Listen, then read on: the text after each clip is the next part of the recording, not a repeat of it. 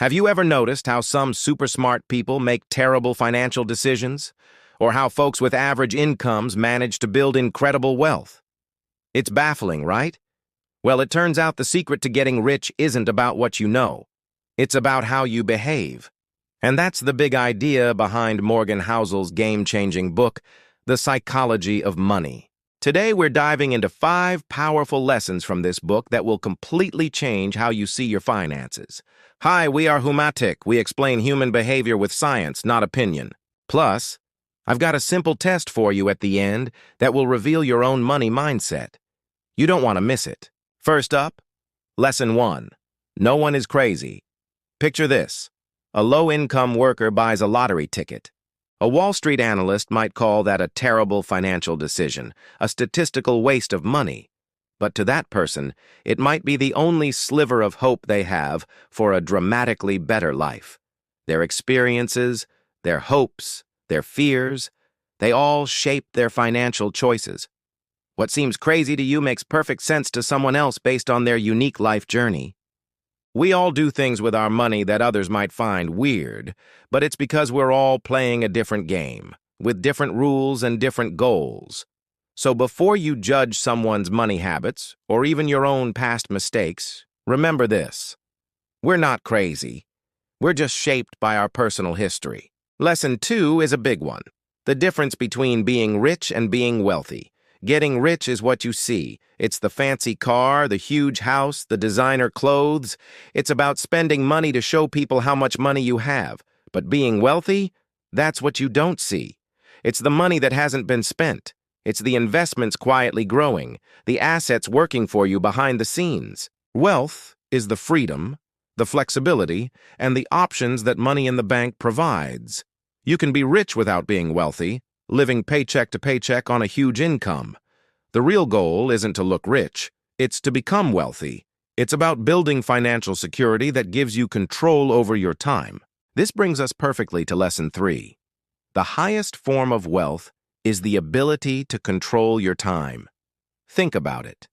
What's the ultimate dividend money pays? It's the power to wake up every morning and say, I can do whatever I want today. It's not about being able to buy more stuff. It's about having the freedom to choose your work, to spend time with people you love, to pursue hobbies, or to just do nothing at all without financial stress. When you have enough wealth, you own your time. You're no longer forced to take a job you hate just to pay the bills. This is the ultimate goal of building wealth, to buy back your time and live life on your own terms. Now for Lesson 4, and this might be the most practical one. Nothing is free. Everything has a price, but it's not always obvious. When it comes to investing, the price of getting great long-term returns is volatility and uncertainty. You have to be willing to endure the scary market downturns without panicking and selling everything. That fear, that anxiety you feel when your portfolio is down 20%, that's the price of admission for the amazing growth that happens over decades. Housel says we should think of it like a fee, not a fine. It's the cost of entry for a ticket to wealth creation.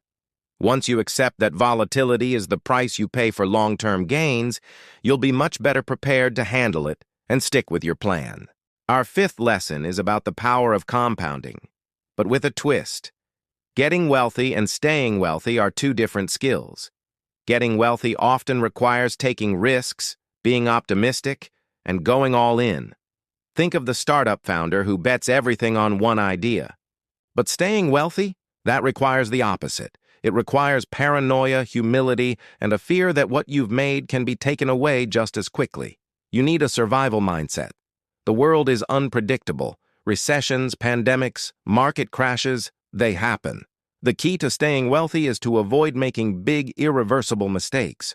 It means diversifying, having cash on hand, and not getting too greedy. The goal isn't just to win the game, but to stay in the game long enough for compounding to work its magic. So, we've covered 5 huge lessons. No one is crazy. The difference between rich and wealthy. Controlling your time is true wealth. Market volatility is the price of admission, and the 2 skills of getting and staying wealthy. All of these ideas are about mindset and behavior, not complex financial formulas. Now, for that test I promised you. It's simple. Imagine you're given $1 million, tax-free, right now. What is the very first thing you do with it? Your answer reveals a lot about your financial psychology. Do you immediately think about buying a sports car or a mansion? That's the getting rich mindset. Do you think about paying off all your debt, like your mortgage and student loans? That's a security mindset. Or do you think about investing it in a low-cost index fund and not touching it for 30 years? That's the building wealth mindset. There's no right or wrong answer, but it's a powerful reflection of what you truly value. It shows whether you prioritize looking rich, feeling secure, or becoming truly wealthy over the long haul. Take a moment to think about it. Your honest answer is your starting point for applying these lessons to your own life. These ideas from the psychology of money are so powerful because they focus on the human side of finance. It's a reminder that mastering your money is less about being a math genius and more about mastering your own emotions and behaviors. By understanding your own psychology, you can start building habits that lead to true, lasting wealth and freedom. Thanks so much for watching. If you found these insights helpful, give this video a like and hit that subscribe button for more content that helps you build a better financial future. Let me know in the comments what your first move would be with that $1 million. See you in the next one.